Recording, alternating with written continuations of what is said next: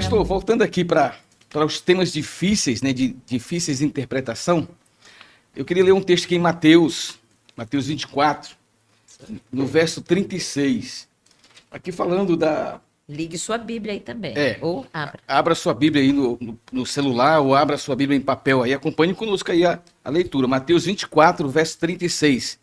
E diz assim o texto: porque a respeito daquele dia e hora ninguém sabe, nem os anjos dos céus e nem o Filho, senão o Pai. Aqui é falando a respeito da volta de Jesus, quando seria, né, que ele foi perguntado. E aí ele diz que ninguém sabia, nem o Filho. Como assim nem o Filho? A Bíblia diz que Jesus é Deus. Como é que ele não sabe, se Deus sabe todas as coisas? Como é que Jesus não sabia o dia do seu retorno? Muito bem, esse é um texto bem desafiador. Uhum. Mateus 24, 36, né? Muito bem. Vamos pegar aqui alguns pontos. Primeiro, a questão daquele dia, né? A respeito daquele dia. Essa expressão entende-se aqui nos textos do Novo Testamento que representam a volta de Jesus, o fim realmente. Então, aquele dia, a volta de Jesus, a consumação, né? Agora, eu vou mencionar aqui algumas formas de interpretar essa passagem, tá? Não vou entrar aqui no mérito da questão se estão corretas, se seriam corretas, mas como é que geralmente se interpreta essa passagem? Uma forma é chamada de interpretação metafórica. Essa interpretação, essa vertente aqui diz que a palavra filho aí não seria Jesus, mas seria uma referência a Israel. Essa seria uma que Israel não saberia. Mas essa interpretação, ela carece, assim, ela não está em harmonia com o contexto e, portanto, carece assim, de evidência. Não há nada que... Israel nem é mencionado na situação aqui, então é muito fraco esse posicionamento. Mas uma outra forma de interpretar é a questão manuscritológica, a interpretação manuscritológica, ou seja, alguns dizem assim, olha, essa expressão, o filho, nem o filho, não está no original. E uma vez, quando eu ouvi isso pela primeira vez, eu fui checar essa informação. Então, realmente, no Novo Testamento, no grego koiné, realmente não está nem o filho. Aí, aparentemente, resolveu o problema, né? Então, os anjos não sabem, mas não estava lá nem o filho.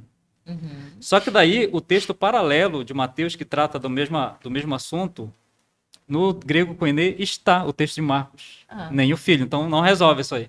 Sim. Não fala em Mateus, mas no mesmo texto está em Marcos. Então, o problema permanece, né? Então, por isso que essa aqui foi até sugerida por Ambrósio, essa interpretação do manuscrito.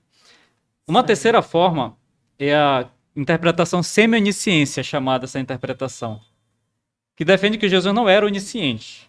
Quando ele estava aqui. Isso, que ele, no caso, diz que ele não era onisciente porque ele não era Deus. Então, essa interpretação rebaixa Jesus a alguém que não era divino, por isso que ele não sabia um ser humano simples. Entendeu? Agora, essa interpretação ela vai entrar em choque com outros textos, que a gente vamos já ver aqui.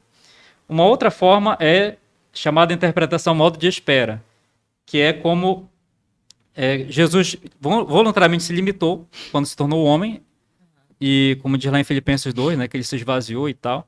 Então, essa interpretação defende que ele, por ter se limitado pela humanidade, ele deixou de lado alguns atributos. Sim, trancou. Não tenha.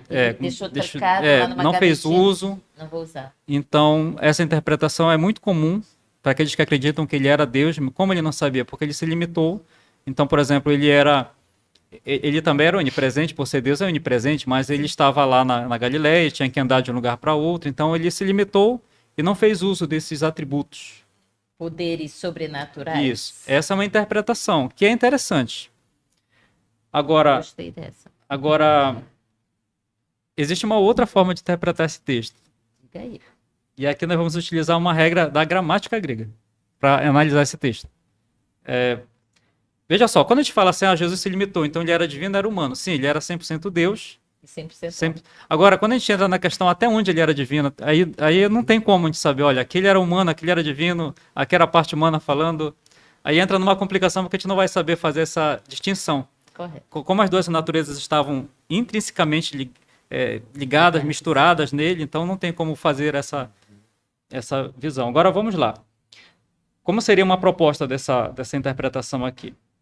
Primeira é que Jesus é Deus. É claro que tem pessoas que não concordam com essa afirmação, mas, olha, em João 10:10, ele próprio afirmou, eu e o Pai somos um. A Bíblia atribui a ele os atributos que são exclusivos da divindade. A Bíblia diz que ele é onisciente. Por exemplo, em Colossenses 2:3, fala que nele ele possui todo o conhecimento. Todos os mistérios estão ocultos nele. Então, ele possui toda a compreensão, todo o conhecimento. Só sendo Deus. Não dá para um ser humano. Exatamente. Em Colossenses 2:9 fala que nele habita corporalmente toda a plenitude da divindade. Então, ele é Deus. Ele é Deus. Então, além dele ser chamado de Deus, aliás, além dele ter os atributos de Deus exclusivos, a Bíblia também o chama de Deus. Por exemplo, em 1 João 5:20, ele é chamado de Deus de forma bem direta. Então, ou seja, ele é Deus, este é um ponto. Então, se ele é Deus e conhece tudo, como diz Colossenses, e tem toda a plenitude, então ele não tem um pouco da divindade, ele tem a plenitude, certo? Então, esse é um primeiro ponto para a gente marcar aqui. Agora, o segundo é o verbo que aparece aqui, o verbo saber. Mas a respeito daquele dia e hora, ninguém sabe. Então, aqui aparece o verbo grego saber, que em grego é oida. Oida. Saber. Esse verbo, ele significa possuir informação a respeito de, conhecer, saber, saber a respeito de, ter conhecimento de, estar familiarizado com, conhecimento, conhecer, conhecido, tornar conhecido. Seria o sentido de oida. Agora, sabe o que é curioso? Que existe uma outra regrinha aqui na interpretação, que é a comparação de textos.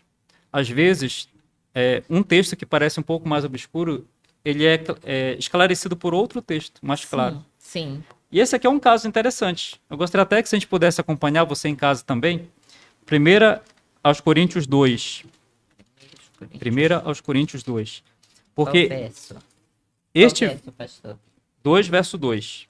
2:2. 1 Coríntios 2:2.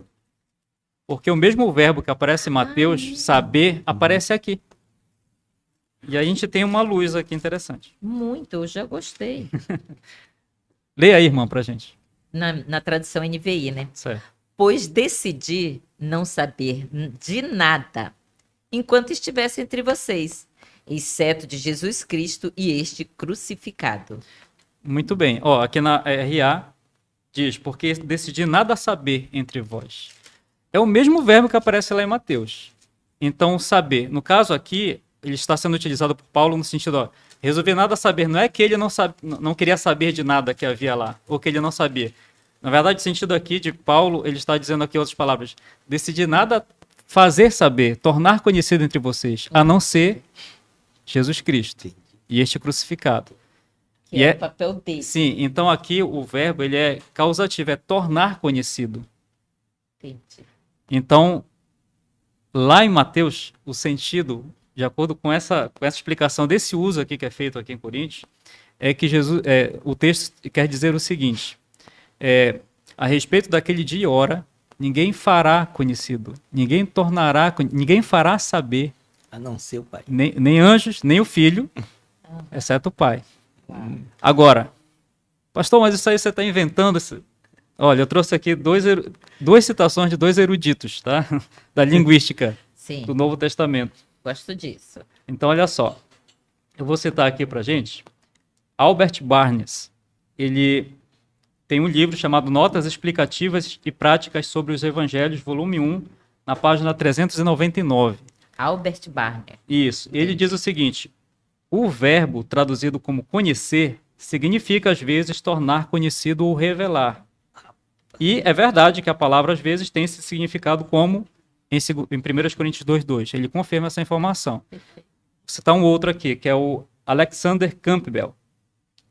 Esse Alexander Campbell, ele tem um livro chamado Sistema Cristão, de Alexander Campbell, de 1839.